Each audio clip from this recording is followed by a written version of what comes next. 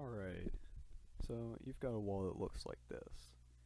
Now, let's be honest, this wall right here, it'll do you good for building castles, but it's not going to get you very far as, if you're looking for looks. So, what I'm going to help you out with today is figuring out exactly what to do to improve your castle. Make it look better on the outside, and then maybe another video I'll upload and show you how to do it on the inside. Alright, first one. Creating depth. This is the first principle to building castles that will be very important for later on. What I've done with this is I've taken, stone brick, and a couple other blocks just to make things pop out. I don't even have to go in. I just build off of the normal wall. Just place blocks here, place blocks there. It's all on the outside. And what I'm doing here is I'm taking all of these blocks, take some iron bars, and now we've got a window. We can make it look a lot better than if it was just a flat castle wall. Now, important things for this one are the stairs. I personally like using stairs more than slabs. I mean, some people use slabs and that's alright, but for stairs, you still get most of the block filled up, so it looks a lot nicer, gives you more edges, and from a psychological point of view, it just looks more detailed. Now, one thing building off of that, figuratively speaking, is you can use walls. These walls here, they aren't doing a whole lot, but it looks important. It's a support, and it looks, practical. So by using stairs and walls, you can change the look of your wall by bringing it out one block. This right here is our aged, overgrown wall. Using a bunch of stuff like cobblestone, you've got mossy cobblestone, and vines, leaves, moss carpet, a bunch of these like grassy blocks. You can make your wall look aged. You can make it look very torn up.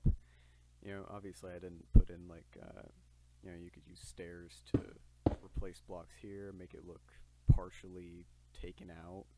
Or what you can do is just from here you can put glow lichen and use that as not only a lighting source, but it also helps transition blocks. So you've got cobblestone, got a little bit more detail here, and then you've got this, which is a mix of the blue and green and gray.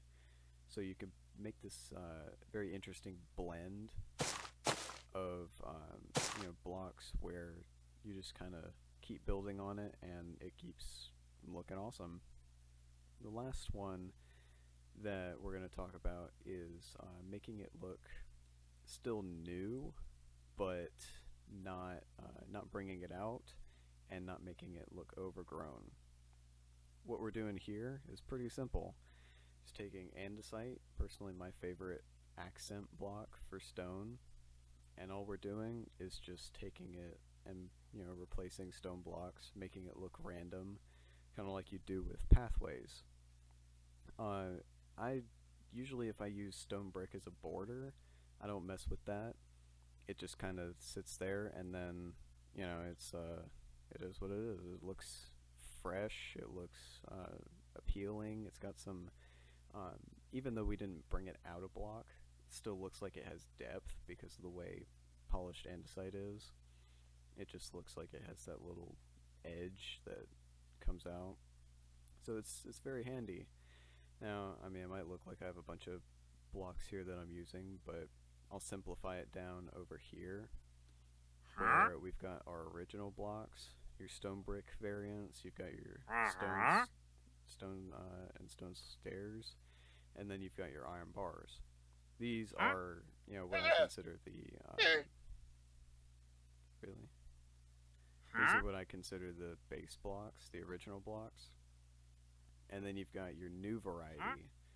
So these are blocks that you can add in to make it look still new, but you know, you don't want to destroy it, you don't want to bring it out much. And then you've got these two here, which I added that might still work.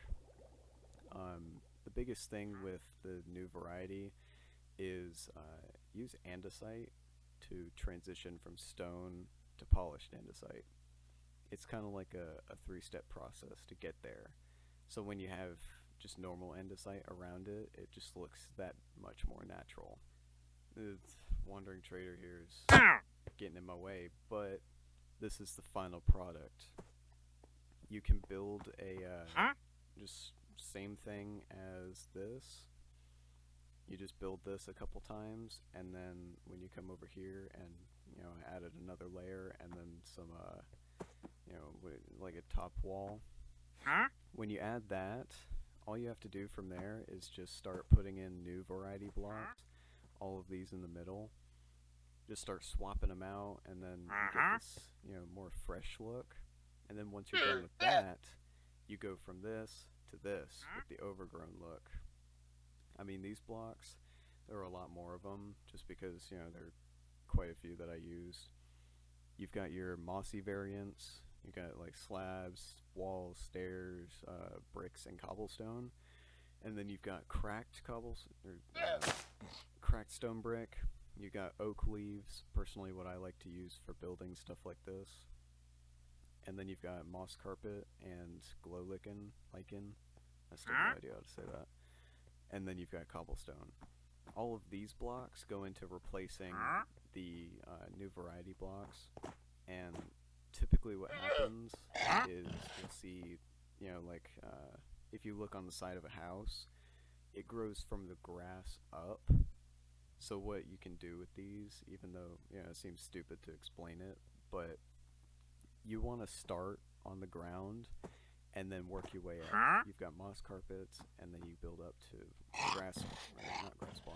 leaf blocks, and then you build up to the mossy and the vines, things that can reach farther. I've even got this little example here where I took it and I went all the way from there up to this layer.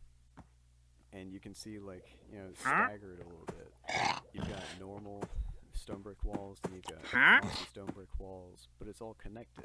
The most important part with the overgrown look is just make everything look connected. From the ground all the way up to where you stop, no matter where it is. And the important thing to note for the new variety look is transition it. So you've got your stone, or not stone brick, you've got andesite and then polished andesite. Polished, you've got your stone brick, stone, I keep messing that up, and then you got your andesite. No matter what way you do it, it's still meant to transition it to that final product. So with that in mind, you've got your original blocks. This is if you want like a simple look, something I've done in a recent multiplayer series. Well, not series, but it's a series for somebody else's channel. And then I've got the new variety look, which I'm going to be moving my castle to shortly. And then I've got the natural look, which is, if I want to make some kind of overgrown, ruined structure, somewhat like this. With those in mind, just going from that original flat wall, bring it out a little bit. That's step 2.